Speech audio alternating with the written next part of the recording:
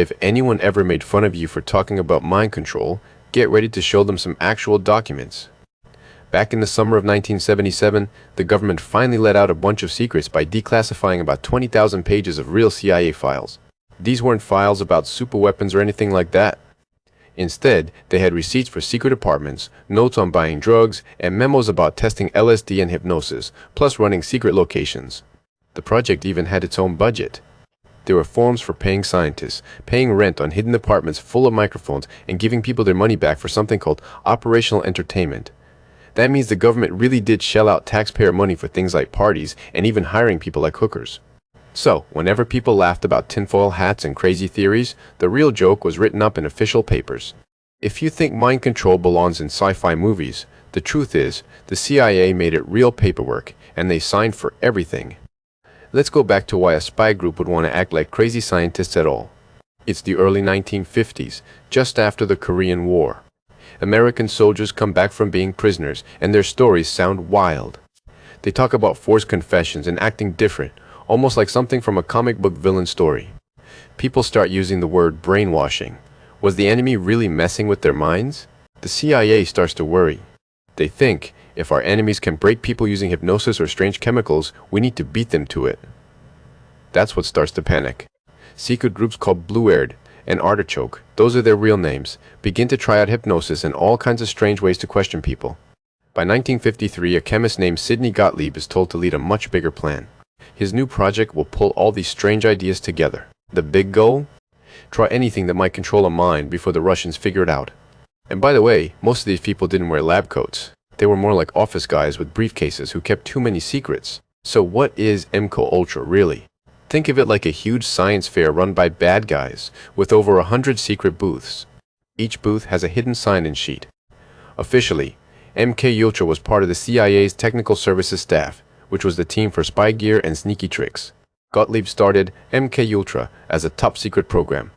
It had lots of small side projects called subprojects. There were dozens or maybe even hundreds of them. To cover it up, they used fake companies, real college labs, and even hospitals. These places handed out contracts and money, so no one could figure out where it was all coming from. Therapists, scientists, and even regular office workers took part, but most of them had no idea where the money came from. The main focus was drugs, especially LSD, hypnosis, experiments with the senses, and ways to control people's minds. MKUltra wasn't just one plan. It was more like a huge umbrella, with other programs like MKCART popping up later to keep the whole thing going year after year. Most people never knew if they were really part of it, unless a stranger in a suit gave them a weird-smelling drink. Let's talk about LSD. The CIA thought it was their secret weapon, but it backfired in a big way. At first, it seemed perfect. No color, no smell, and people thought it would get anyone talking. The CIA bought loads of it. They gave it out at colleges, clinics, and even at their own Christmas parties. Sometimes, people would ask for coffee but end up getting drugged instead. Even Hulk Hogan's mustache wouldn't be ready for this kind of mess. The plan was that LSD would make people share all their secrets. But nobody talked much about the side effects. Pretty soon, scientists started seeing things that weren't there. As subjects were yelling. Some CIA workers stopped coming to lunch because they were scared. The wildest story is about Frank Olson, who was a scientist with the CIA. His co-workers slipped LSD into his drink during a weekend retreat. A few days later, Olson fell out of a hotel window in New York. People still don't know if it was suicide, a mental break, or if something worse happened. The government said sorry, but they said it years later, and the truth is still foggy. They thought LSD would let them control people, but it ended up taking over the ones running the tests too. That's what happens when spies cook up experiments instead of real doctors. Okay, this part sounds like something from a bad crime movie, but it's all in the files. The CIA really set up hidden apartments in San Francisco and New York, and these weren't plain old apartments. They looked like secret spy hangouts. The CIA paid sex workers to bring men to these rooms, then gave the guys LSD without telling them at all. After that, agents watched the whole thing through one-way mirrors, just like they were watching a show. The boss of all this was George Hunter White, a cop who handled drugs cases. He liked to drink and loved spy gadgets. He ran each Safehouse almost like a weird game show. The CIA paid for everything, down to the drinks and even the toilet paper. They kept every receipt. It sounds like a prank, but it wasn't. Think about finding out your late-night hookup was part of a CIA test. Good luck trying to explain that to your friends over brunch. Now, This part is honestly the scariest to me. MKUltra didn't just test things in shady apartments. The agency wanted new people, so they set up fake groups like the Society for the Investigation of Human Ecology. That name sounds fancy, but really, it just let the CIA send money to normal schools and hospitals so people wouldn't notice anything weird. This human ecology pipeline sent cash to big places like McGill University up in Canada. That's where Dr. Singh, Ewan Cameron, became well known for something he called depatterning and psychic driving. What does that mean? He tried to wipe patients' minds using drugs, making them sleep for days, and really strong shock therapy. Then he played the same strange messages over and over to build them back up. Most patients had no idea they were actually part of an experiment. Some people never got better. The excuse was always medical research. But MKUltra money also went to hospitals in the US and to famous college labs Harvard, Stanford, Columbia. Some teachers thought they were just studying things like stress or memory. Others weren't really told what was going on or just got dragged into boring experiments. Most of these people never guessed they were really working on a mind control project. That's what makes front groups so sneaky. Nobody really knows who's in charge. If the agency can hide all this in a hospital, where else could your info end up if someone files the right papers? Most people know about the drugs, but MKUltra was all about trying every mind trick they could find. Hypnosis was a big one. Picture the old swinging pocket watch and counting backwards, but with the CIA running things. They wanted to see if you could wipe out memories or make people act without remembering it later. Sometimes people really did forget. Other times they just ended up falling asleep. Another idea they liked was sensory deprivation tanks. These are pretty much giant tubs of warm water. Sometimes you wore a blindfold and earmuffs too. A scientist named Donald Hebb found out that when people couldn't see or hear anything, they quickly got worried, mixed up, or even started seeing things that weren't there. MKUltra agents thought this was great. They also gave people mixes of drugs, like giving amphetamines with barbiturates, to swing them between feeling super sleepy and super energetic until they couldn't tell what was real anymore. If there was a strange gadget, a weird shot, or a therapy that claimed to control minds, MKUltra wanted to try it. All it was missing was a mad scientist laughing out loud. Or maybe the mad scientist just kept busy signing the bills. So, did any of these spy tricks actually pay off? According to later reviews from the CIA, not really. LSD, which used to be their favorite, was about as reliable as a raccoon loose at a wedding. Instead of getting loyal agents who did what they were told, the agency ended up with people who were confused and scared, plus a mountain of paperwork. Some tricks sort of worked sometimes, but nobody ever turned into a total mindless puppet. Internal notes pointed out huge problems with the rules and the law, and, to make it worse, there were hardly any real secrets gained. By the end of the 1960s, the agency started shutting down those safe houses and moved on to new code names, like MKCArch.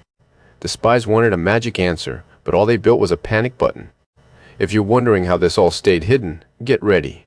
The agency set up a huge cover-up with fake companies, secret budgets, and rules where only a few people knew each part. Even workers in the same building rarely saw the full picture. Sometimes doctors had no clue who was paying for their labs. In 1973, things started to fall apart for the CIA.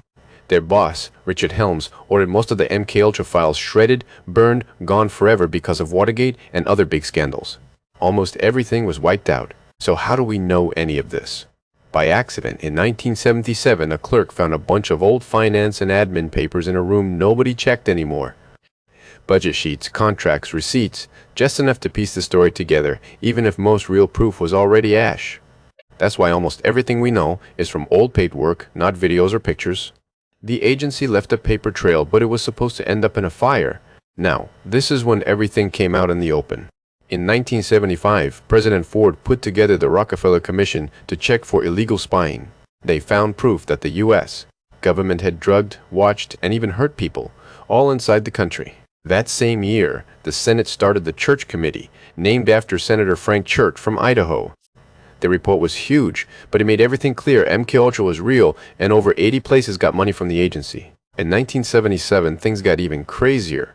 Senator Edward Kennedy led new hearings and questioned the CIA hard right after those missing papers showed up. Director Stansfield Turner had to answer questions on live TV. Victims spoke up with their stories. Patients from Canada, families who never knew what happened to someone they loved, and even a few old spies who were sorry for what they did. Lawsuits came next. Some Canadians, like those from the Allen Memorial Institute, did get some money in the end. Frank Olson's family got a note from the president and a check, but not all the truth. The news was everywhere. For once, the wildest story was the plain one. It was about budgets, orders, and bills paid by the government. So, what actually got fixed? After the whole thing was all over the news, people in law and science tried to hit pause fast. In 1974, Congress made a law called the National Research Act.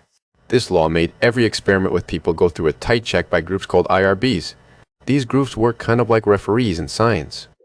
They ask, did this person really say yes to being in this? 5 years later, the Belmont Report laid out the main rules: respect, beneficence, which just means you shouldn't hurt anyone, and justice. Later, rules like the Common Rule made sure anyone in a science study was protected. Presidents got involved too. Ford set up new rules, and then Carter and Reagan made them even stronger, saying no agency could test drugs on people unless everyone clearly agreed. Now, anytime someone even thinks about a mind control experiment, a whole board has to check it and look at all the details. Here's where things get strange. MKUltra might be done, but the big question is still around. Who gets to mess with your mind, and do you have any real choice? Pull out your phone. You know those apps you scroll on for hours? The ones that throw new posts at you and sometimes mess with how you feel? They experiment too. Not with secret drugs in your snack, but with computer code. And you're part of it, maybe without knowing. Back in 2014, Facebook changed millions of people's feeds for a whole week. They wanted to see if showing you only super happy or super sad posts could make your mood change. They called this an emotional contagion study. There were no warning forms. B, nobody knew. People just checked their phones, and boom, someone was out there messing with their feelings for research. Now, trade secret labs for tech offices. Instead of Sidney Gottlieb, the CIA's mad scientist, it's teams of app designers with college degrees and computers full of graphs. Want to know what they do? Tech companies run these things called A/B tests, which means splitting users into groups. One group sees a blue button, the other sees a red one. Sometimes that's fine, but other times the tests dig deeper. They check what headlines make you panic and share stuff, or which alert brings you back even if you plan to be done. Even governments have nudge units. It sounds cute, but these are teams who run tests to see what words or settings make you pay taxes or give up your privacy. There aren't secret drugs, but there is still that same problem. Someone holds the power, and you're the one rushing past the I agree button on that long page of tiny letters. It's still the same question. Did you really agree, or did you just press away your say, one checkmark at a time? So how did they handle consent then and now? In the MKUltra days, they didn't ask at all. Scientists kept secrets and tried to fool people. They didn't treat people like humans, just problems to solve. Now, they do ask for consent, but it's hidden in a bunch of long, confusing forms. Most people just say yes without knowing what's going on. And today, the tests and tricks are everywhere, shaping what you do, how you feel, and even what you believe. But most of it goes on where you can't see it. Here's what sticks. The paperwork is what has stopped things before. Old projects fell apart because someone found the files and called them out. Now, it's stuff like audits, leaks, and watchdog groups that let you even have a say.